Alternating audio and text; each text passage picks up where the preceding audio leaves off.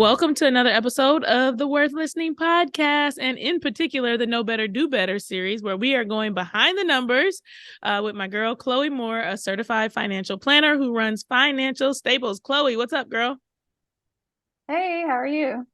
I am doing delightful today. I could not be better. But I know what is going to make my day better is going to be this podcast, because this is one that I've been talking to you about doing for a long, long time. But before we get started on what the topic is, we're going to give you a little hint via our trends, taxes, and tea. So if you're new here, we always talk about what the latest trends are. We try to give you a little something that can help you save money on taxes, or we just share current events. So Chloe, trends, taxes, and tea, what do you have for us today? Yeah, and so this one ties into our topic, and also, just we're getting into tax season. We're almost finished with tax season, but I noticed that I have a CPA that works with a lot of my clients, and she said that my clients are extremely generous. so, Ooh. yeah, so I was very pleasantly surprised to hear that my clients are generous compared to the rest of her clients.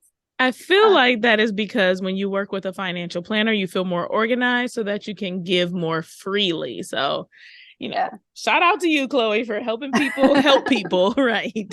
Yeah. So I really I went down this rabbit hole of looking at like charitable giving statistics, and and I found some interesting statistics that I wanted to share.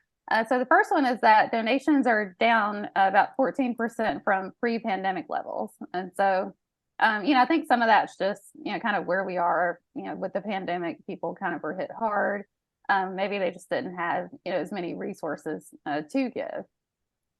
I think there's The also a other little bit of like fear related to giving at this point, because, like you said, people were out of a job for a year or out of a job for 8 months, or, just certain things happen to where people kind of want to hold on. I know a lot of my clients have been a lot more cash heavy. They moved from, 3 month emergency funds to 6 month emergency funds, or 6 month emergency funds to 1 year emergency funds. So they're holding on to a lot more cash because they don't want to deal with that kind of uncertainty again. Yeah, absolutely.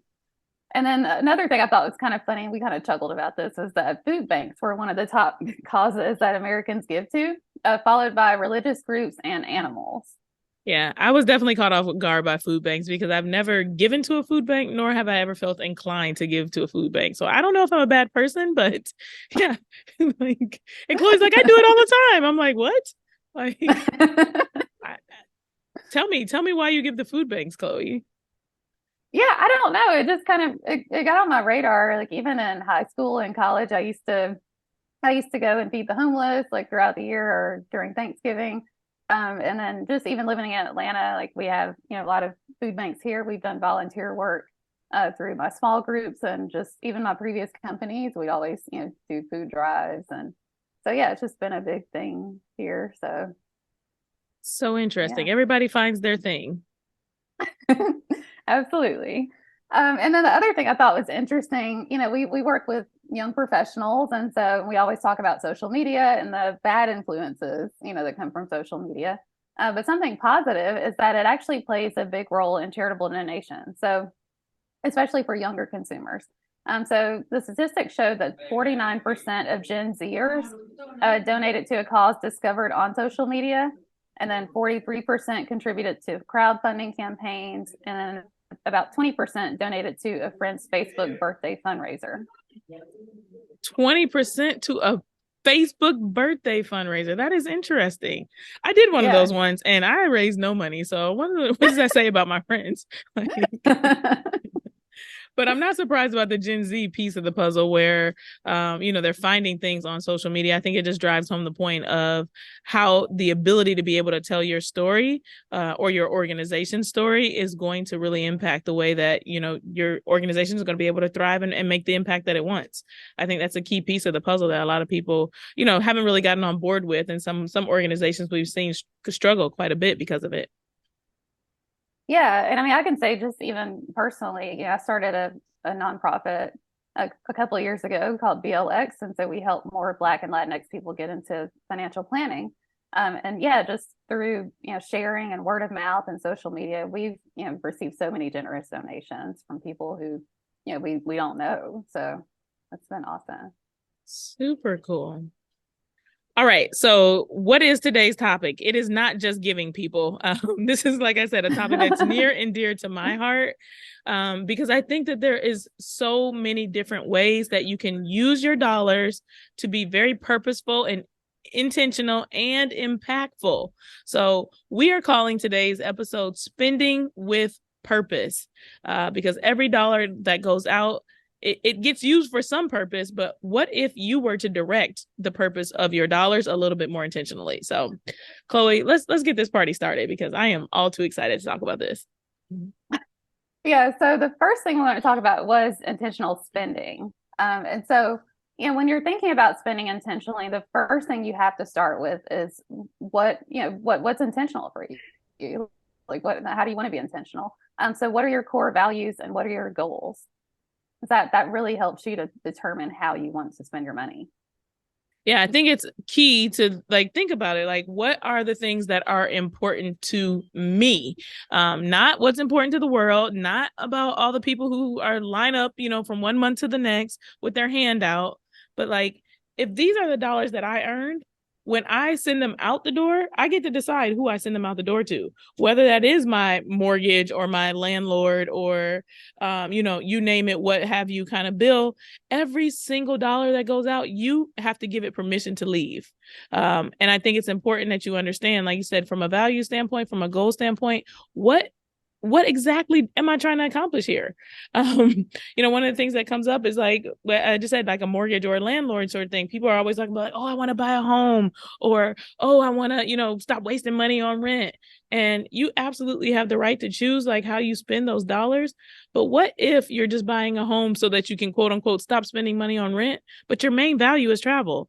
If you've been listening to this podcast for a while, you know that I deeply, deeply value travel. I have just done recently an 8-week stint of travel where I did not come home for that period of time. And so for me, it's not about the nice, cute, cozy home, that everybody can come over and hang out at. I've been there, done that kind of thing. And that's not the phase of life that I'm in. It doesn't serve me and my value system to have a big fat mortgage. I'd much rather be spending that money on, like I said, a nice trip or multiple nice trips in that case. Yeah. Yeah, and same for me. It's like I think about, I have friends that care, maybe more about, things like clothes or, just kind of more material items. And, when I think of the material things that I spend money on, it has to do with food. So if I'm not, if I'm not spending money on experiences like food and travel, I'm spending money on kitchen items because I love to cook. And so, where I would spend more money on, a nice set of knives or a nice set of cookware or some fun little gadgets or serving dishes. Other people, think that's crazy, but they might spend more on, clothes or purses.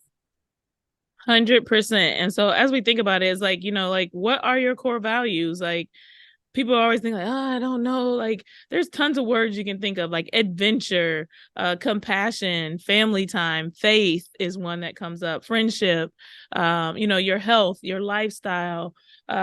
Think about all the different words, responsibility. Sometimes people, really, really highly value responsibility or service. What are your core values? What are the words that resonate with you? And start building around that as the prototype or the foundation for how you're going to spend your dollars, as opposed to, like I said, the responsibility one is when I think kind of comes to the forefront for people. It's just like, I got to pay my bills because that's what grownups do. What if you just took a pause and said like, hold on a second, bills, like, not saying you don't have to pay them, but like, why am I paying these bills? Why are these bills important? And is it even socially responsible, which is like, kind of a buzzword nowadays, to be paying this bill for this reason to this person, to this company. We'll get into that a little bit. Chloe's definitely really good at like socially responsible. I can't even say it. Purchasing or not making purchases because they are not socially responsible. She's way better at it than me, actually. But yeah, and then I wanted to also mention just supporting small businesses. We're both, woman-owned, minority-owned businesses.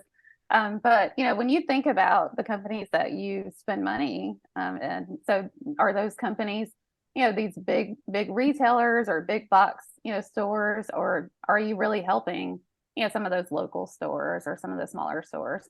And sometimes it might mean that you pay a little bit more. So, for example, I'd prefer to spend more money at an independent bookstore than, some of the larger retailers that I'm not going to name. Because but or even like a local gift shop, and so I mean there are certain places that I avoid that a lot of people shop at frequently, and I spend more money as a result, but it's because I personally prefer to support other companies. Yeah, and I think it's an incredibly important piece of the puzzle as you go about building a budget and, thinking about, like I said, how you're going to spend your dollars. Like, if I go to the farmer's market versus going to the grocery store, like the grocery store is, probably one on every corner, whatever your local chain is. But to go to the farmer's market on the weekend, there's a small business associated with that farmer's market. Not only is the quality of the food better, but it's tied to someone's actual earnings. And you can see that person. You can build a relationship with that person. You can know their family. There's one in Dallas. The guy has a farm. And so all the meat comes from his particular farm. And he will invite you out to that farm to take a tour around. Like, I think that's the coolest thing, to like literally know where my meat is coming from versus, well, we don't really know where big store XYZ is. So it could be worth it to spend the extra money because you're investing in a person. And when we say extra money, it's like, oh, well, why can't they get to the same prices? So when we talk about like socially responsible spending, there's also this consideration of what does it mean to be a small business? We often have to pay a lot more for the same resources or the same products than, XYZ big company. So we can't match the price and also be able to pay our bills because we have business expenses related to being a smaller company. So I like to think of like candle companies as an example. You can go to, like you said, big retailer and get a $3 candle and go about your business and it smells good and everything's fine. But there's a lot of people that are making those candles. They have to buy those glass jars. They have to have them shipped to their home. They're at their house pouring the wax in. They had to, import the wax from XYZ place. They didn't get 7 pallets of wax. They don't have a big machine doing it. Like, they're literally melting that on their stove or whatever the case. And then they're using probably a better quality product, which is why they went into the candle business in the first place. All those little labels have to be stuck on. And guess what? They need to set up a 401k. They have no employer match because they are the business. In addition to like sending off your candle to you and the business, the expenses related to that, the gas to get to the post office and so on and so forth. So what I'm saying is I'm challenging you to look beyond, oh, this costs more than this thing that I can get at big retailer XYZ, and really be thinking about, oh, how can I, support a small business, or how can I support something that I'm really interested in purchasing, and be very intentional about like, oh, okay, this is a socially responsible purchase that I'm making. And yes, it does cost more, but also my budget allows for me to be able to pay more for this product. Yeah, and even at some of the larger grocery stores, I mean, they have local sections because I go to some of the larger grocery stores and I buy chicken from a local farmer here, and they sell it at our local grocery stores, and so I only buy that brand of chicken. Same thing with like, local honey or other products. There are certain things that there's actually an end cap at the grocery store I go to that has all local products. And so I try to shop there frequently. 100%. So like, as you see the commercials are still on TV because they work. And you think about it, like, what is the opposite of making this purchase that they're trying to force down my throat? For us, like you said, Chloe and I, it's the, I mean, like I said, companies that we won't name, but you see them. When Chloe and I are not going to be on TV with a commercial for financial planning. We cannot afford it. So you see something, you're like, oh yeah, I need to do financial planning because XYZ big company said. And then you say like, let me do a little more research. Let me find a financial planner that is local. Let me see if there's another option above and beyond the ones that are, like you said, readily available. Like, use that as a like, okay, great, I need this thing, but also where can I get this thing, and support my community? Which, to that point, I think we should also talk about like, what does it mean to even support your community? You also, one of the things we had talked about before the show, Chloe, was purchasing and maybe how frequently dollars leave particular communities. So, how long dollars stay in a Jewish community versus a Black community, versus other communities, etc. You get to control where your dollars spent and how long they stay in your community. But you also get to define what your community is. It could be your city. It could literally be like, you know, a 4-block radius of your home. It could be your family, your household is your community. Or it could be your state. Like in Texas, we are so proud. Like this was made in Texas, bred in Texas, born in Texas. Like I have never seen a state that is more like community oriented. And I lived in Pennsylvania, I lived in Michigan, I lived in Florida. It was not the same vibe as the culture of Texas saying, hey, let's support one another in our endeavors, and let's buy things that are Texas made. So you get to think about like whatever your community is. Is it the Black community? Is it a female community? Is it, you know, the community of your sorority sisters? Define that word as you're also defining your goals and your values. Yeah. And then another thing to think about too, as we are supporting, you know, small businesses, especially, you know, minority businesses or women-owned business, be careful about negotiating. You know, we often have friends and family who ask us to help them for free or they want a discount. And, you know, when you do that to your friends or your family members, you're not supporting their business. You just said it. I don't really know what more there is to say. Like, it is so important. Like, I think too, like you said, culturally, I come from an environment where, you know, it was like a thing to negotiate, like get the price for as cheap as you can, get everything for as cheap as you can. And that narrative needs to kind of be put to rest, because it's like, of course, you don't want to pay extra for something, but you want to think about the difference between cost and value. And I think that is a key piece of the puzzle before you open your mouth to negotiate for anything. One, can I afford it? Is this cost something that makes sense? And what is the value I will be getting from making this purchase? Who am I investing in when I make this purchase? So once again, if it's your friend, you should be all too happy to invest in your friend. You want to see them succeed. You want to, you know, help them secure the bag. But, you know, for me, particularly, what I decided to do was like start to help my friends for free, because what I realized is that it didn't feel very good to have them asking for a discount or for them to kind of hem and haw back and forth. And ultimately for me, I want to see my friends succeed. So as you think about, like I said, being just responsible in the way that you purchase, spend, save, give, which we'll talk about momentarily, you can also say like, okay, when it's a friend, I'm not going to charge them, period. And if it's something that is outside the scope of what I feel like I can do for free, I'm going to refer them to somebody else, because guess what? I know a ton of other financial planners. I actually just did it recently, referred my friend to a financial planner because she needed help. She didn't need a little back of the napkin budget that I could help with for free or point her in the right direction. She needed a financial planner, but I don't want to work with my friends either, because like I value our friendship. So when we talk about cost versus like, I don't ever want to cost myself a friendship by working professionally with someone that I really care about. So I'm gonna make sure she gets in the right hands, but also not going to serve specifically. So you really need to decide about those things, and definitely think twice before you ask someone that you care about for a discount, because sometimes the message that we're getting on the other end of that is that you don't value me. Yeah, absolutely. And then another thing to think about too is just, you know, credit card versus ACH or debit card. You know, I think about this often because, you know, Lauren and I, we can both, you know, charge in different forms, and clients can pay us in different forms.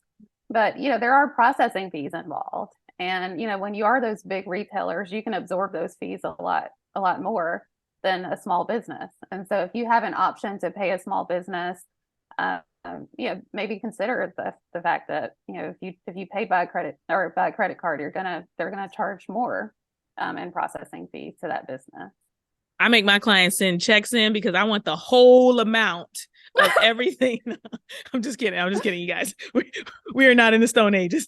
But to that point, you know, that's the thing to be considering, is that if you give someone a check, like they get to cash a check and they get all of that money going into their bank account. It's different. To that point, ACH is kind of the virtual check nowadays, where they're taking less of a fee because it's bank account to bank accounts, real money coming out, versus credit cards where everybody's so excited to get all the points and, you know, level up and get the bonuses and all those different things. But think about the person on the other end that is getting less money. And so typically credit card fees are like around 3%. So imagine for every $100 I make, I got to give up $3 of it right out the gate. 3% is a pretty high, like, fee. And then like in financial planning, sometimes we charge like percentage of assets under management or percent of income or something like that. And people are like, woo, 2% of my income, Lauryn? Like, I give up 3% of my income every single time to somebody who didn't provide any, like, they did allow me to get paid, but they didn't help me organize my finances. They didn't spend an hour on the phone with me. They didn't do any of these things. But off the top, 3% of my income is already out the door because of the way a client chose to pay. So be thinking about that as well. Like you said, we're talking about ways that you can be a good consumer, ways that you can be intentional with the dollars that you have. Something as simple as spending the extra time to put in all those routing numbers, to put in your bank account number, can really help a small business actually be able to level up in the long term. And maybe you don't get your points, but also you were able to help somebody in the long run. There we go. Yeah. Yeah. I mean, I recently paid for a service and that it was a small business and they gave me the option to pay with a credit card, and they did an upcharge for the 3%. Mm-hmm. And I really wanted the points because it was a big ticket item. So I just went ahead and said, okay, it's worth it for me to pay, this extra amount to get my credit card points. Right. And to that point about negotiating or valuing people and thinking about it is like, don't roll your eyes when there's an upcharge because they've got fees they have to pay. So they're like, hey, I want to get my whole amount. This is what the cost of the service was. And if you bought it a different way, I would have got this much money. So therefore, if you're going to pay over here with this credit card, I want to get my money and you pay the credit card fees. Like, it's not the most unrealistic thing to ask someone. It doesn't feel good when you're on the receiving and you're like, "Ooh, this is extra." But like I said, it's all about realigning the way that you're thinking about it and your money mindset. Yeah. And then the other thing is, socially responsible investing. I know, we mentioned that briefly earlier. But this is just one of the many ways to support causes you care about. A lot of times clients do come to us and they'll ask, can we do socially responsible investing? But, my first thing that I go back to them with is, consider what other things you can do to have a greater impact. Because investing is just such a small piece of the puzzle. If you're still, redirecting your dollars or spending your dollars on companies that you wouldn't invest in, then maybe we need to realign your spending first. That is a word. I cannot tell you how many times someone has come and they just saw an article somewhere or they heard someone else talking about it. It's like a trendy thing to be doing. So they're like, oh yeah, Lauryn, I don't want any of this in my portfolio. I can't have any prisons. I can't have any gas. I can't have any, cigarette places. And I'm not saying it's great to have those things in your portfolio, but like you said, there's some real low hanging fruit that you can take care of, via the way that you're spending the rest of your dollars before you get into socially responsible investing and start paying those higher fees related to those different investment choices that are available. Yeah. And so, just to get started there, think about, the companies and the brands that you support. Where do you spend your money? And so, do some research on those companies. What do they support? Who do they vote for? What causes do they support? And just make sure that you're redirecting your dollars to spend with brands and companies that align with your personal values. Yeah. And then on top of that, just even voting is another thing to think about. A lot of these companies that are, that are doing the socially responsible things, they might not have, the money and the power as much as the companies that don't do the socially responsible things. And so, what can we all do collectively, to help, at the federal level, the local level, to find candidates who support the change that we want to see. Amen. Hallelujah. And I mean, I'd say last but not least with the socially responsible piece of the puzzle is you could donate or volunteer with causes that you care about. And so I think it's really important as you think about this is like, these are organizations that are important to me for XYZ reason. Let me spend the extra 10 or 15 minutes, which is, like I said, where I have room for improvement. Chloe's really good. I'm like, girl, I got this new lotion. And she's like, that is not actually owned by who you think it's owned by, Lauryn. And I'm like, oh, really? And also they did XYZ thing. And I'm like, oh, and then I have to go follow up because Chloe gave me the tidbit. And I'm like, oh my goodness, this is terrible. I don't want this in my hair. Like, But to that point, like you said, you could either donate dollars if it's not like a for-profit organization, or even some for-profits allow you to be able to donate in various ways, or volunteer as well. And so as we talk about volunteering, I think that's a great segue into kind of part two of being intentional about your spending, is being intentional about giving, where you donate your time, where you donate your dollars, where you donate fill in the blank. There's a lot of different ways to be intentional about the way that you give. Yeah, and so the first thing you want to think about there is just, what percentage of your income are you currently giving away, and then what percentage do you eventually want to give away? And this isn't something that you have to, reach right away. You might not have the financial resources to give as much as you want to causes that you care about. But where can you start now, and then how can you slowly create a plan to work towards that long-term goal of giving?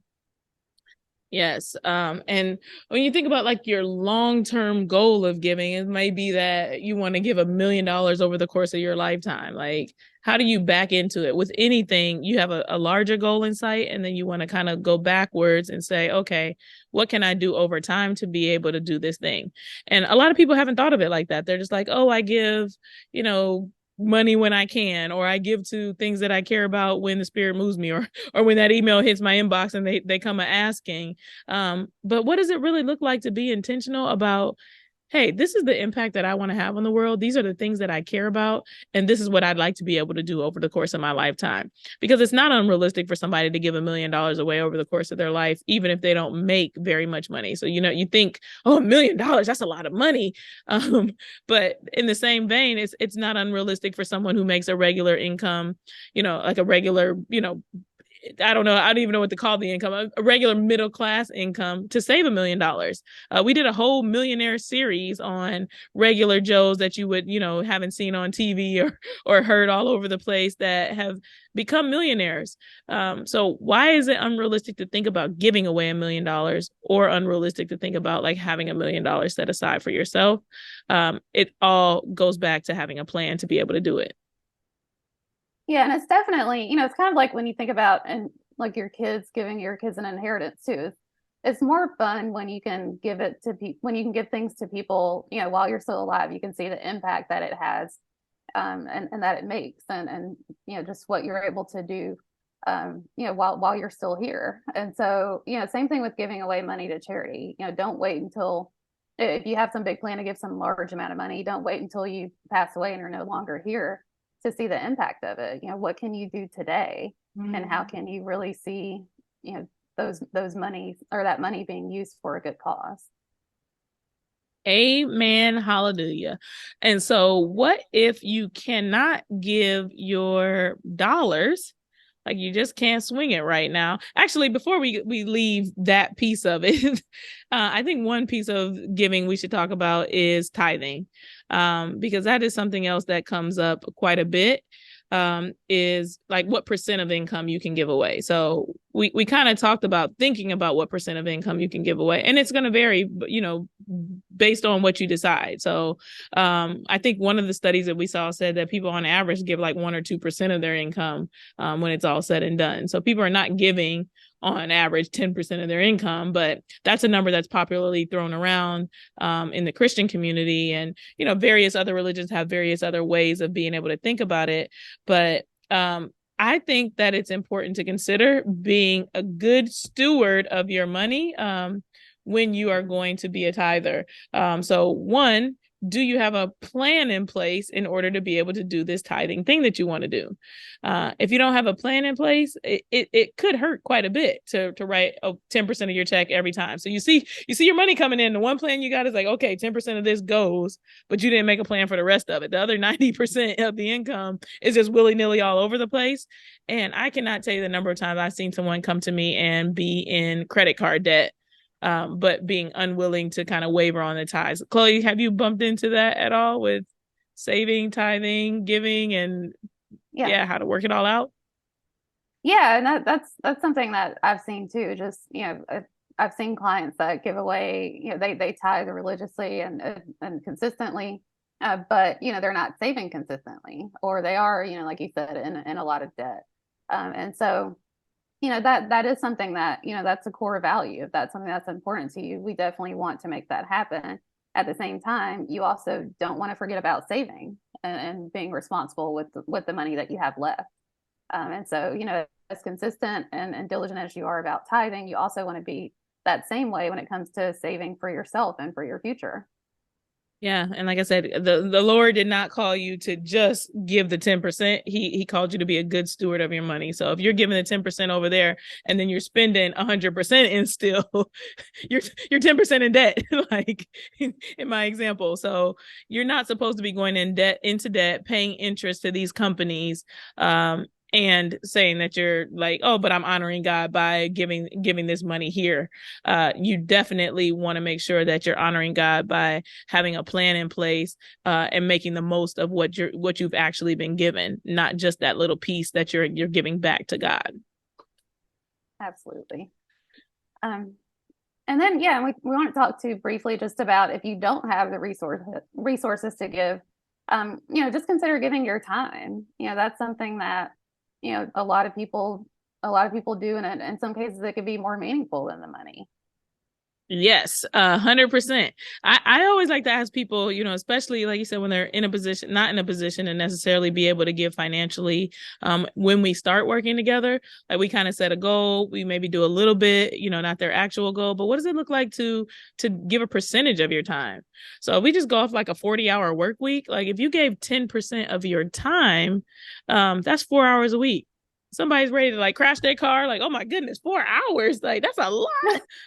Like, but once again, what do? We have to go back to changing our mindset. You still got 90% of your time left. And couldn't it be cool if you gave 10% of your time? I mean, 10% of your time could be 10% of your money, in the sense that that's time that you're not earning. So 10% of your money can't be earned in that time frame. So reframing the way you think about giving, I think, is an important piece of the puzzle. And if we go by the real, like 7 days a week, 24 hours a day, and you like, what does that look like? It's really 16.8 hours of your time that you'd be giving if you gave 10% of your time away. So this is where, like I said, I like to challenge people to go back and just think about it differently. Do some journaling around what does it look like for me to be more generous with my time, especially if I'm not in a financial position to be able to be more generous with my dollars, or to do a mix of both. I think you'd be surprised to see, like I said, probably if you go to that thing on your iPhone, it tells you like you spent 17 hours on Instagram this week. Like there it is right there. There's 10% of your time that you can give to someone else in a more productive manner. So yeah. And so to wrap up, we just wanted to give you some general tips, just kind of questions to ask as you're thinking about, how to spend more with purpose, how to be intentional with your spending and your giving.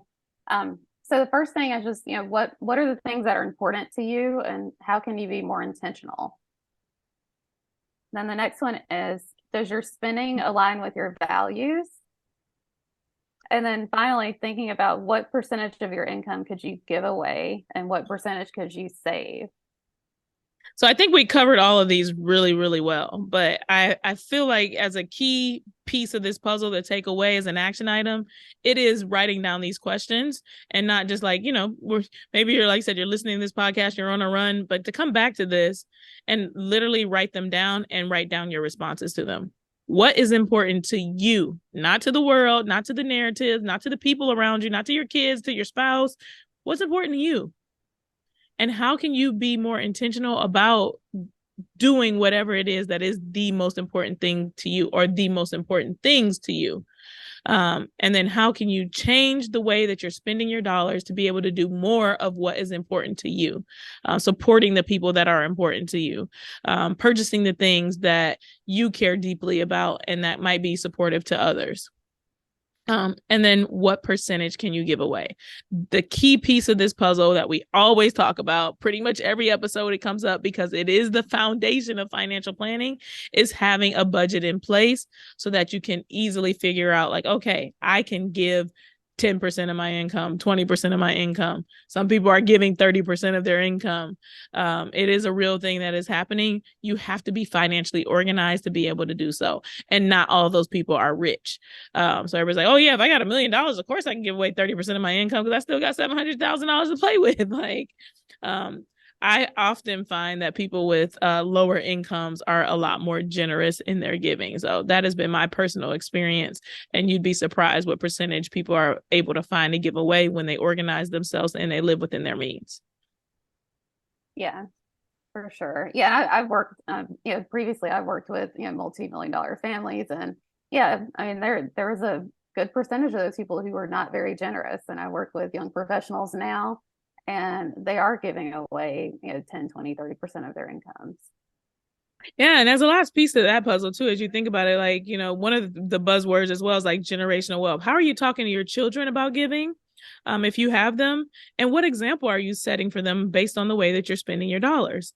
Do they see a giver? Do they see that, they're well cared for and that they are a generous family?